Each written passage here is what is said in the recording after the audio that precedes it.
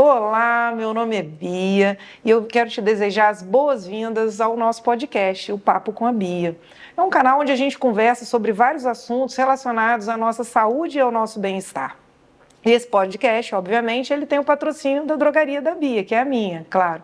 Eu quero agradecer imensamente ao pessoal da Idealize, que são os responsáveis pela gravação e edição desse nosso bate-papo, ao Wagner da Contabilize, que disponibiliza esse espaço onde a gente está gravando, né, os nossos programas, e ao Carlos Vieira, que é o nosso assessor de marketing. Meu muito obrigada. A gente está fazendo uma temporada de 8 episódios, né, então estamos trazendo profissionais de várias áreas e pessoas também com experiências de superação, histórias interessantes e que podem acrescentar na nossa qualidade de vida. Então, se você já tem uma sugestão de um tema, alguma pessoa que você queira ouvir, algum profissional, algum assunto em que você queira se aprofundar e saber um pouco mais, já entra no Instagram, vai lá no nosso direct, dá sugestão pra gente, vai lá, Drogaria da Bia, fala assim, eu quero ouvir falar mais sobre isso, traga um profissional tal, ajuda a gente a tornar esse canal ainda mais interessante. E já aproveitando também, se inscreva lá no nosso canal do YouTube, o link está aqui na descrição desse vídeo.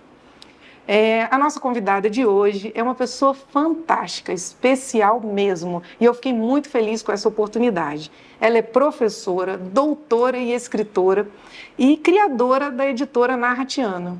Deane, seja muito bem-vinda, muito obrigada por ter dito sim ao nosso convite.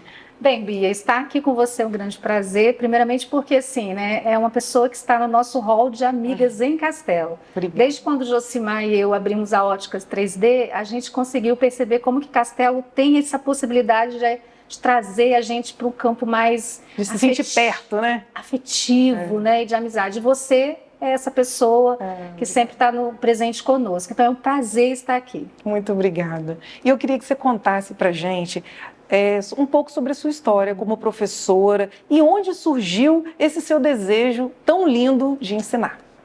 Bem, então assim, tudo começou com 9 anos de idade, quando eu abri na garagem da casa do meu pai uma escola.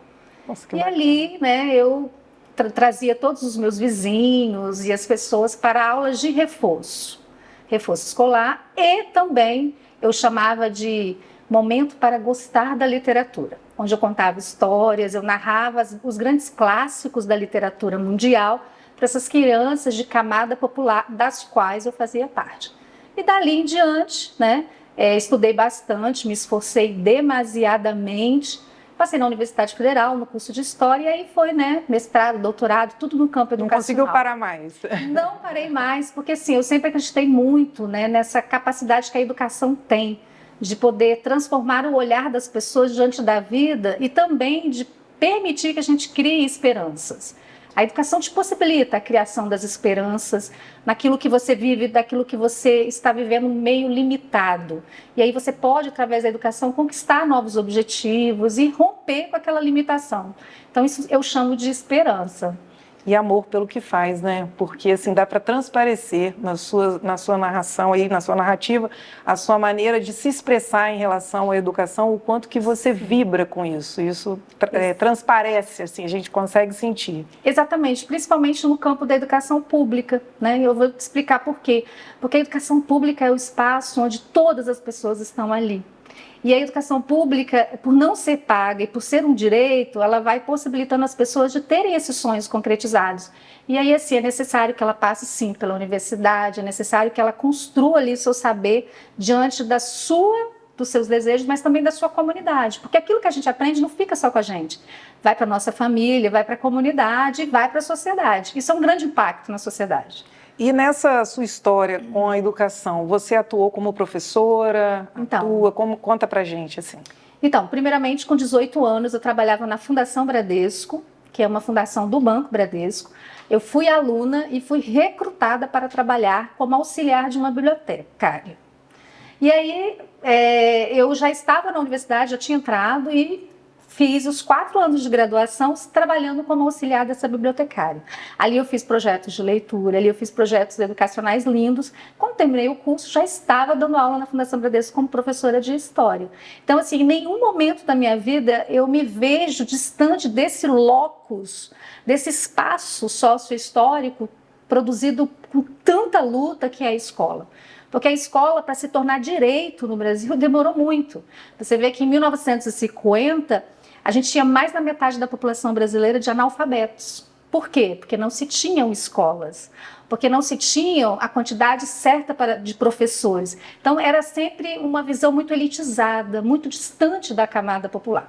E aí a gente sabe que hoje não, é um direito, né? E eu vejo que eu sou um produto desse direito conquistado a partir dos anos 80, com a redemocratização, com a construção das leis de diretrizes e bases da educação, com a Constituição de 88.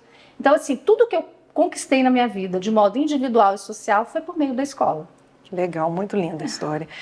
E a gente, assim, para tentar conectar um pouco dessa sua história com outro tema que a gente vê que tem uma relevância muito grande, principalmente de um tempo para cá, após a pandemia, a gente não pode deixar de falar que na pandemia houve também um agravamento dessa situação por conta dos novos desafios, enfim.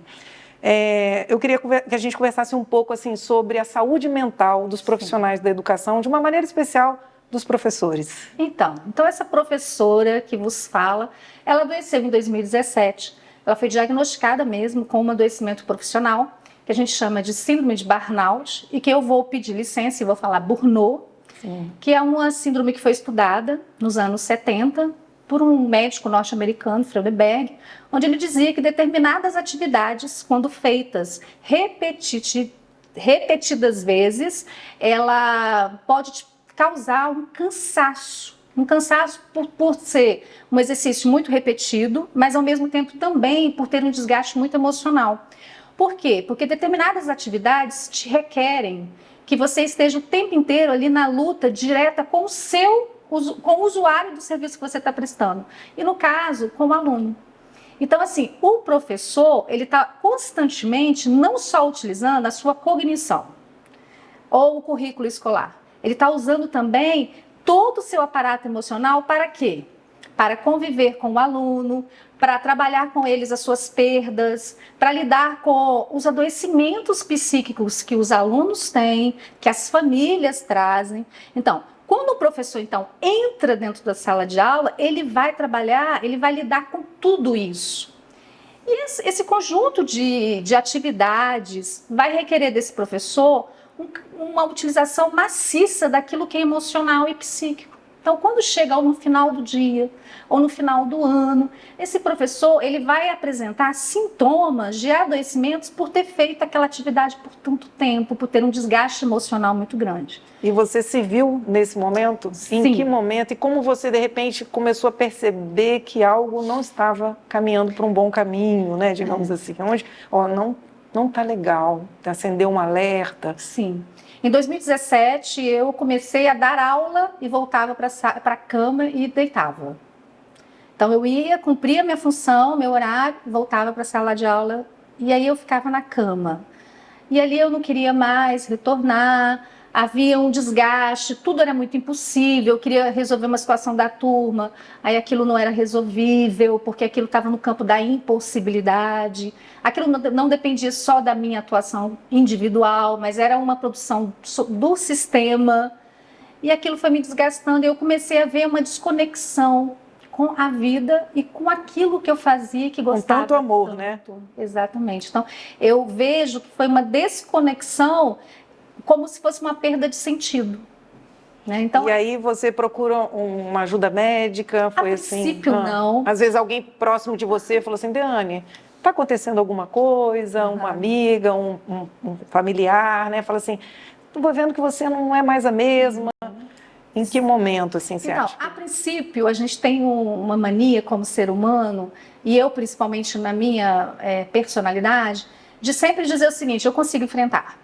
Então, você acaba mascarando aquele seu sentimento de desconexão, de sofrimento interno. E isso é muito engraçado, desculpa te interromper, em relação à saúde, né? Porque às vezes uma pessoa infarta e todo mundo fala assim, gente, mas ele nunca teve nada, nunca relatou nada. Será que realmente não tinha um sinalzinho aqui, uma falta de ar ali, um desconforto de alguma coisa ali? Então, no campo emocional, eu penso que também. Que aí, quando, digamos assim, a água entorna, a gente volta lá atrás, faz aquela retrospectiva, aquele já era um sinal de que algo não estava legal e eu não pude tirar um tempo para ter essa percepção. Você acha que pode também ter acontecido isso com você? Quando você parou lá na frente e falou assim, olha, realmente fui diagnosticada, não estou legal, e aí você volta aquele filme lá atrás e fala assim, você já falou aí um dos sintomas, né? Eu já não estava mais com o mesmo entusiasmo, com a mesma vibração, com a educação que você relata de forma tão natural, assim, a gente vê. Então, eu acho assim que muito bom você tocar nessa situação quando a gente mascara o problema, mas isso tem muita relação com a sociedade a qual a gente vive, né?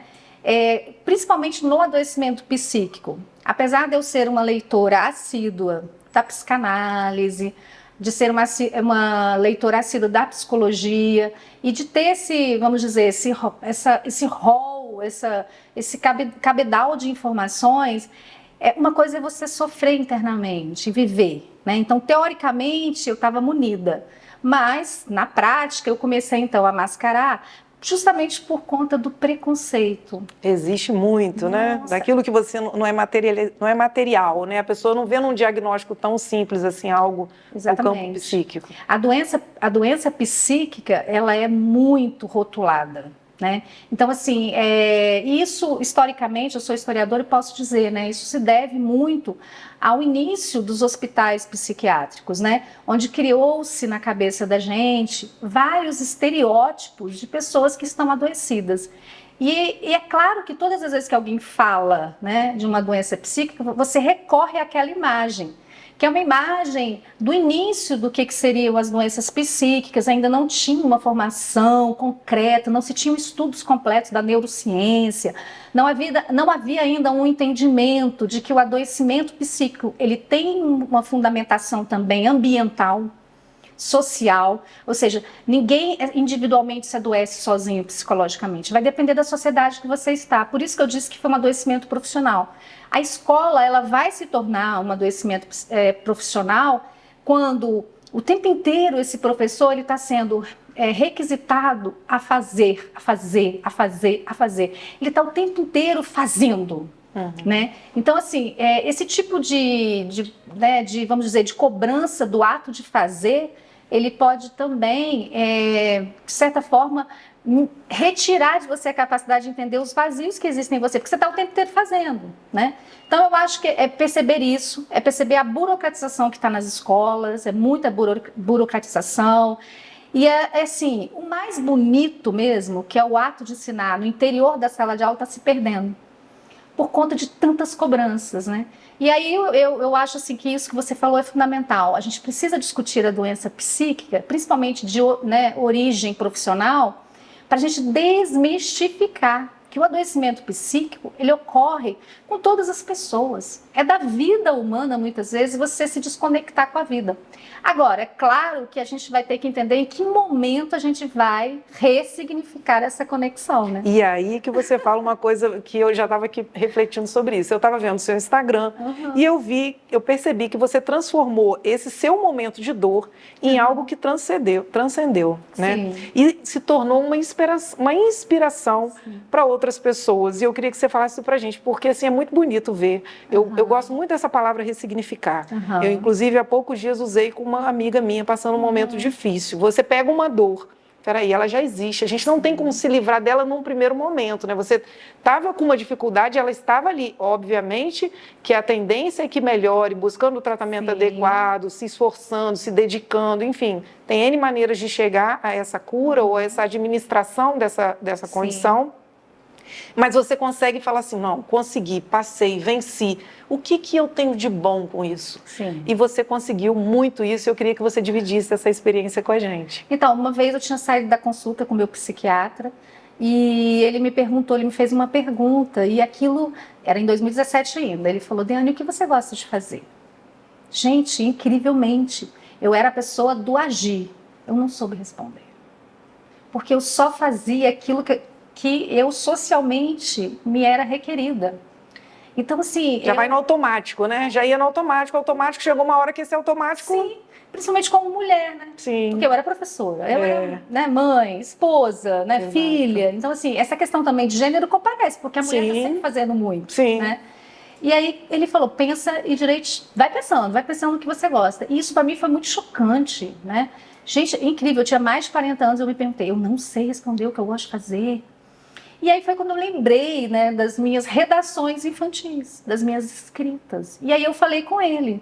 Só que eu falei com ele, eu não tenho coragem de fazer mais esses tipos de escritas, porque eu já sou uma doutora, né? Eu cumpro todo um ritual científico para escrever as normas da BNT, né? Tem que ter método, tem que ter, né? Tudo formatado direitinho naquele modelo, né? Uma busca pela excelência, né? E aí eu falei isso para ele, mas ele falou assim, mas Deane, se ressignifica nisso. Então foi interessante isso, porque aí Foi eu uma falei, verdade que liberta? é uma verdade que vai te libertar, porque você vai dizer assim, não, a escrita, ela tem seus gêneros. Você pode ter o gênero científico, você atende aquela demanda, mas tem outros gêneros, os gêneros poéticos. Aí foi lá que eu comecei, peguei, criei essa narratiana, a Tiana é uma boneca de pano que um aluno fez com uma foto minha, a mãe dele, artesã. Quando eu vi, eu me apaixonei e falei, nossa, Tiana. E como sou historiadora, narra a Tiana. E aí eu fiz o meu primeiro post em 2020, em outubro de 2020, em plena pandemia, falando sobre a minha dor.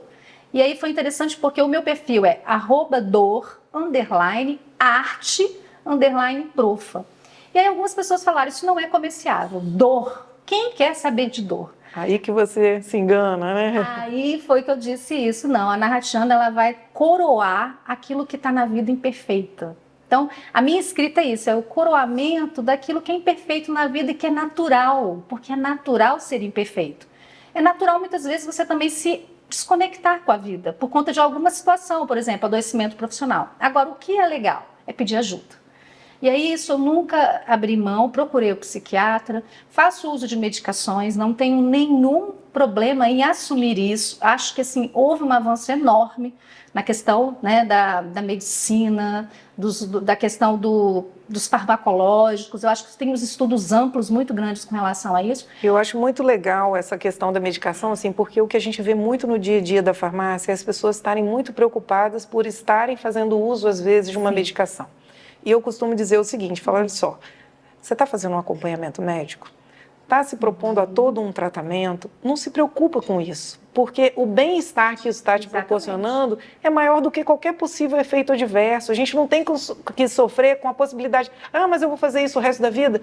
Não sei. Eu costumo falar, não tem problema, não é hora de pensar, você está bem? Está sendo bom para você? Então, não faça disso um problema, faça disso assim, que bom que eu estou tendo a oportunidade de ter um tratamento que está me proporcionando um maior bem-estar. Né? E o medicamento, né, vamos dizer, somado, atrelado, né? Sozinho ele não faz nada. A psicoterapia é que vai te dar essa possibilidade de enxergar melhor tudo. Então, só o medicamento também não é só bom, né? É bom, mas você precisa buscar e contra-atacar a origem. E essa origem, ela se dá pela palavra. É só você falando sobre sua situação, falando sobre seu mundo, sobre sua infância, sobre aquilo que te afetou profissionalmente, é que você pode encontrar o caminho da origem e dali você vai se libertando. Então, a escrita foi isso. Eu me constituí, a partir do meu adoecimento, pela palavra. Mas não uma palavra, vamos dizer, supérflua, uma palavra superficial. Essa palavra da realidade, ou seja, quando a gente sente dor, é porque a gente está viva.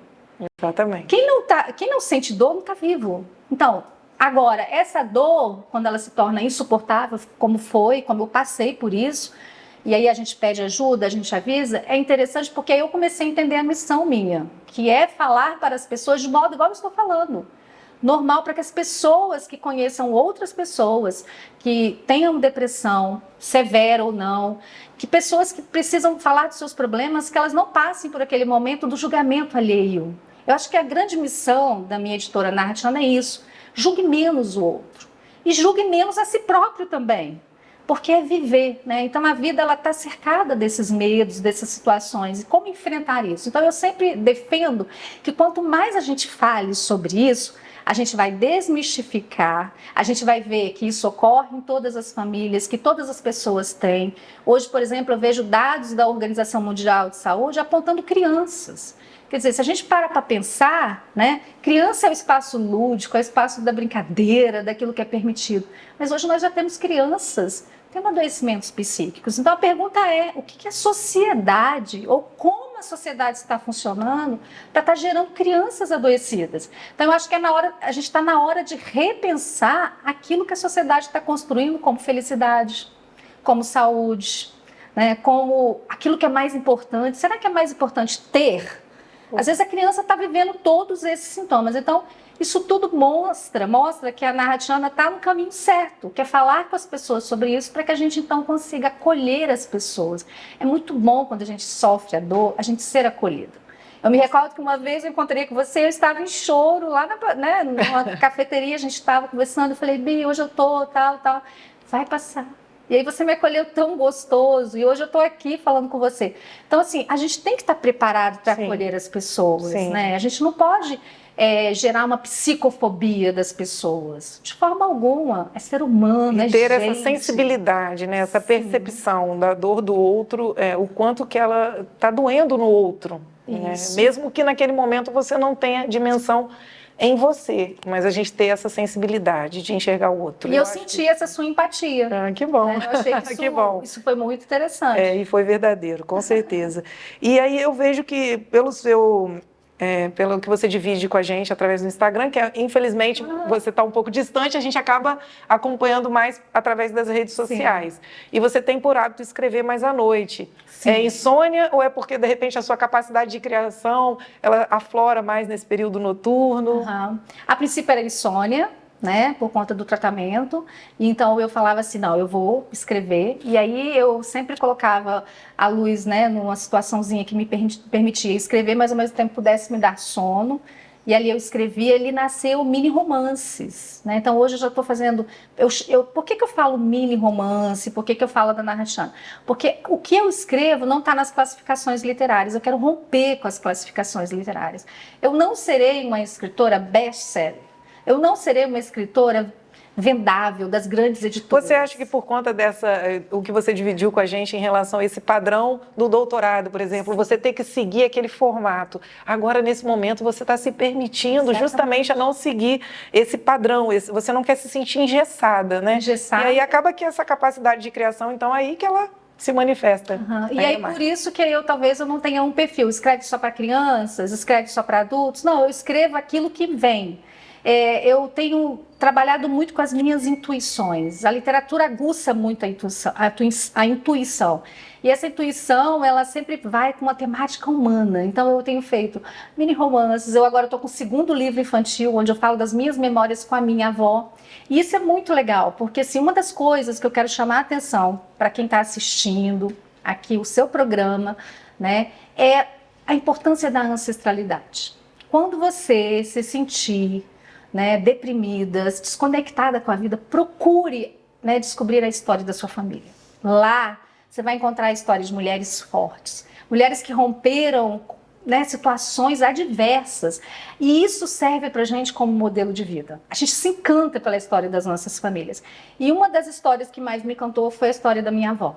E aí já virou livro, o momento que eu tive com essa minha avó. Então, isso significa que as histórias das nossas ancestrais, dos nossos antepassados, têm muita relação com a vida da gente, mesmo que os nossos tempos sejam tão diferentes. A tecnologia existe, a gente já rompeu várias situações de dificuldade, mas mesmo assim as questões humanas são muito parecidas. E agora você me lembrou muito da história do seu livro, onde você fala, você conta pra gente uma experiência que, para mim, uma coisa, até estava dividindo isso com você num outro momento, simples, mas muito profundo e muito grandioso. A história da professora Zilma. Então, Tiana e a incrível história da professora Zilma Coelho Pinto é o livro da editora Narratiana, que é um livro considerado infanto-juvenil, mas que eu digo que é de 0 a 100 anos a leitura. Ele é baseado na minha tese de doutorado. Quando eu comecei a fazer minha tese de doutorado, em 2012, eu falava sobre as campanhas de alfabetização. E lá pelas tantas apareceu o nome de Zilma, lá nos arquivos do Ministério da Educação e Saúde Pública. Então eu fui atrás dessa história e descobri que ela era uma cachoeirense. Eu me encantei pela história dessa mulher que trabalhou de 1950 até 1986, quando teve vida. alfabetizando as pessoas. E aí vale a gente destacar muito a valorização dos professores, né? Eu queria assim que a gente agora desse um carinho a vocês que tanto nos ensinam e ensinam a todos. Se nós estamos aqui, se quem ainda estará em qualquer uma outra profissão, depende do trabalho do professor. E aí a gente queria agora assim tirar eu falo assim, uma homenagem a vocês e um momento de gratidão. Né? A história dela é um exemplo disso. Exatamente. Então, assim, a partir do momento que a editora Narratiana, ela vai o tempo inteiro coroar a vida imperfeita, ela também vai coroar as pessoas que atuaram na sociedade. E aí você fala dessa profissão tão nobre que eu trabalhei por tantos anos na minha vida, que é a docência, essa profissão que faz o fazer docente, o fazer ensinar e aprender. Né? Então, hoje a gente falou sobre a síndrome de burnout. Quer dizer, é uma síndrome de desgaste mental, de queima total. E aí a gente começa a observar o trabalho do docente, né? Essa queima total pela cobrança, pela exigência, pelo modo de fazer. Aí a pergunta que talvez a gente, falando aqui juntos, a gente pode entender é que será que para enfrentar toda essa queima total, essa queima emocional no exercício da sua profissão, a existência de uma política de valorização para com essa profissão não poderia ajudar os professores, né, a não adoecerem? Sim, porque assim, quem não tem aquela memória, até quem estuda pouco na vida, aí em algum momento você começa a conversar sobre professor, minha professora, eu tive aula com... Existe algo assim, meio, eu falo até meio sobrenatural em relação a quem um professor tem o poder de ser na vida de cada um de nós, seja na criança, no adolescente, no adulto. Existe em algum momento a pessoa da professora e do professor, né? Então isso tem que ser considerado e tem que ser valorizado, não só através de homenagens, mas também desse reconhecimento. Né? De políticas reais de valorização docente, do salário maior, né? Uma política de reparação com a saúde mental daquelas que adoeceram, né? Acho que assim, atendimentos psicológicos garantidos pelo SUS, né? Porque a gente sabe que o atendimento terapêutico é uma coisa que ainda está muito fora da realidade da maioria da população brasileira. Prevenir, né? Prevenir esse possível desgaste. Vamos supor, se você de repente tivesse tido esse suporte, vamos voltar lá atrás, né? Antes de você adoecer, será que teria chegado a esse ponto? Exatamente. E será que todo mundo tem a oportunidade de ter um tratamento adequado como você teve? Não. Né? E é por isso, sabe, Bia, que é tão importante a gente estar participando de um programa desse, assim, de estar falando sobre isso. Acho que o primeiro ponto fundamental que eu disse hoje é desmistificar a doença psíquica. Então, as pessoas que apresentarem esses sintomas, esses sinais, procurem ajuda. Não tenham vergonha, né? Você não é o único, não é? E a segunda questão é isso que você disse, né?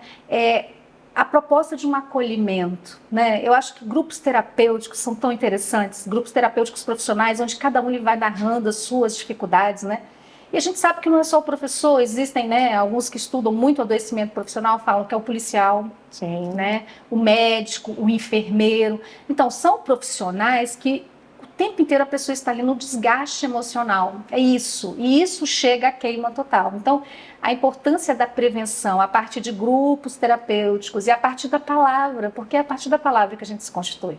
Engraçado que você estava falando isso aí, me veio uma coisa assim, né? A gente hoje, as escolas, tem uma preocupação de colocar, tem que ter um psicólogo para trabalhar o emocional das crianças e tal. Sim. Mas eu nunca ouvi falar, não sei se tem, tá? Escolas, me desculpem se isso existe, eu não sei. A preocupação com a saúde mental da equipe que trabalha com essas crianças. Então, talvez seja um alerta que precisa, né, ser destacado aqui, de que é importante cuidar dessas pessoas que cuidam dos nossos, que cuidam de nós.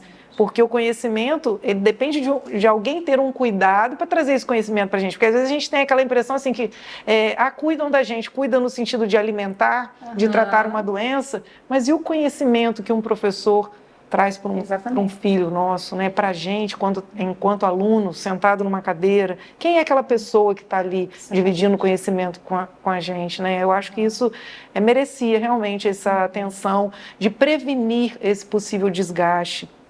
Uma vez aconteceu uma situação na escola de uma das minhas filhas e um professor, ele é humano, né? Então tem um dia que ele também não está bom.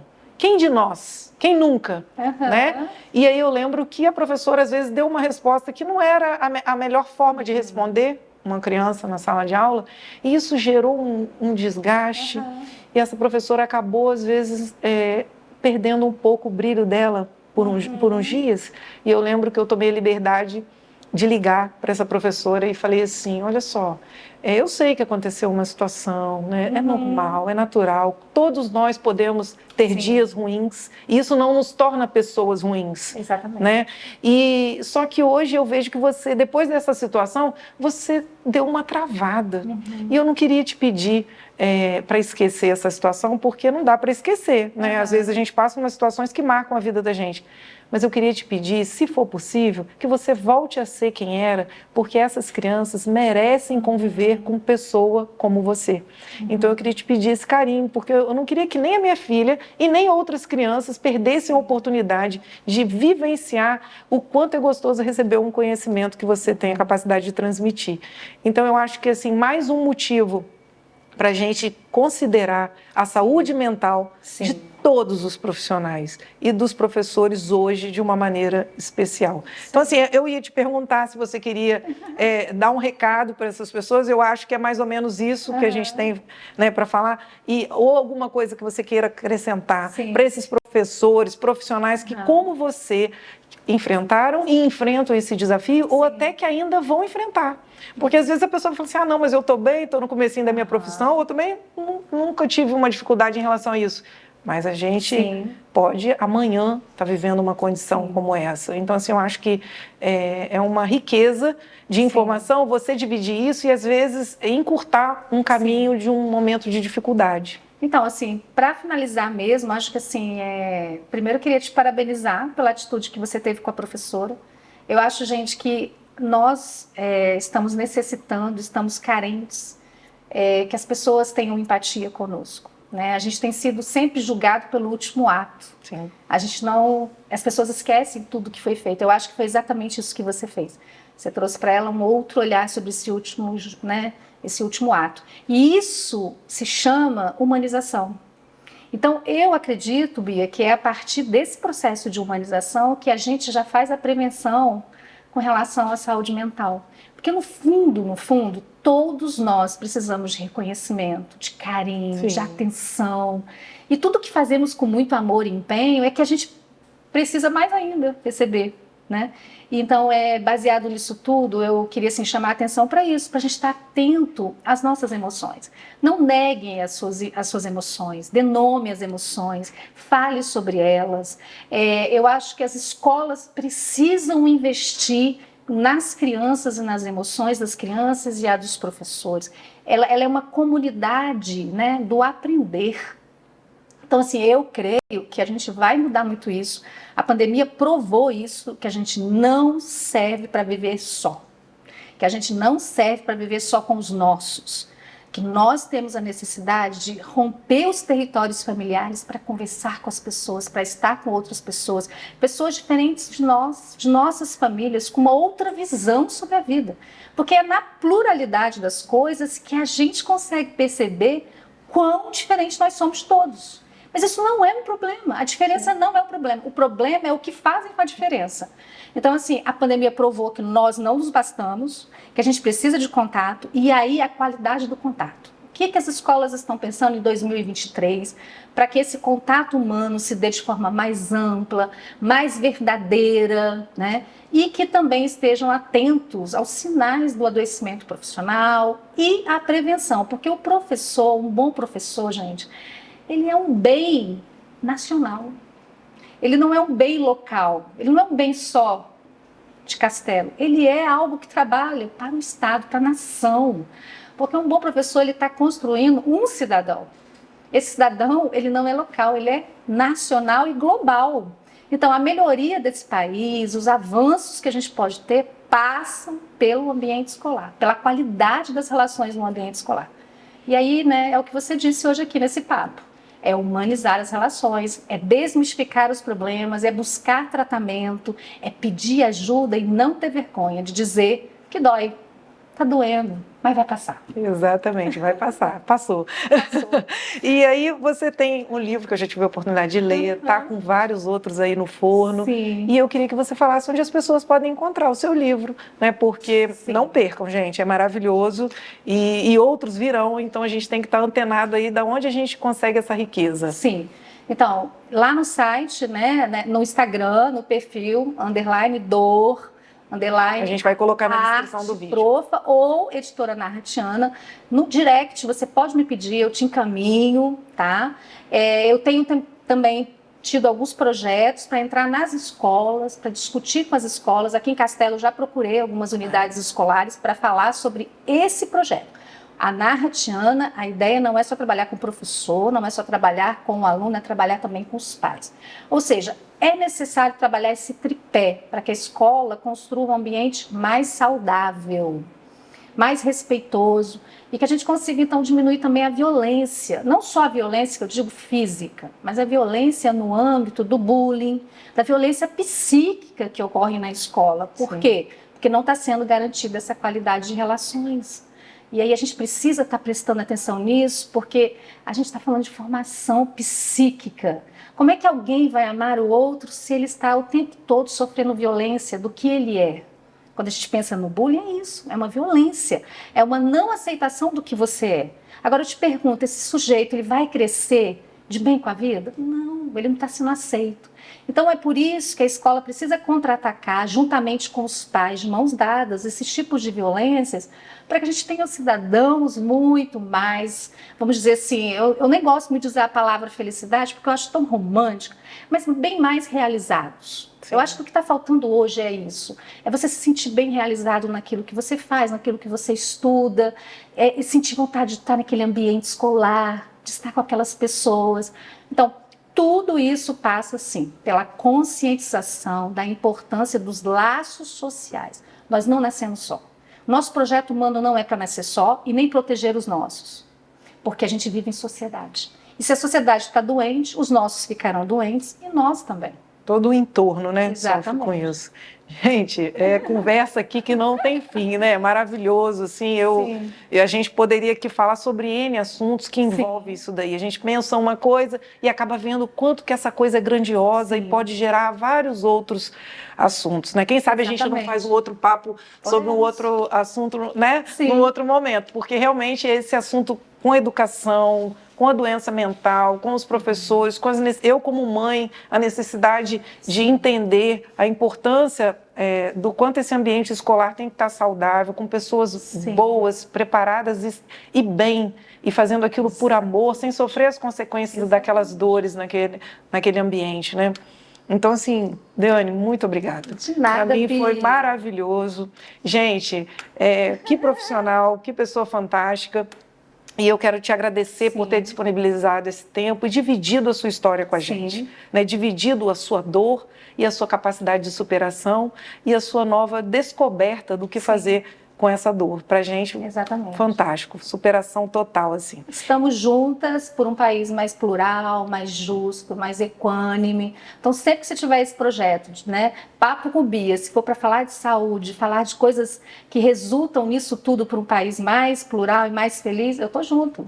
Esse é meu objetivo de vida. Isso aí, que bom, que bom. Fiquei muito feliz, muito obrigada mesmo. Então, se você se interessou por esse assunto, gostou, compartilha. Se inscreva lá no nosso canal, manda esse conteúdo para aquela pessoa que às vezes você sabe que está precisando dessa palavra de libertação, de entender a sua dor, de dividir o conhecimento e falar assim, poxa, eu precisava ouvir isso hoje. Não guarda esse conhecimento para você não, divide, compartilha, comenta, tá bom? Vai ser muito bacana para a gente ter sempre pessoas aqui se identificando com essas histórias e dividindo esse conhecimento com a gente vai aprendendo junto.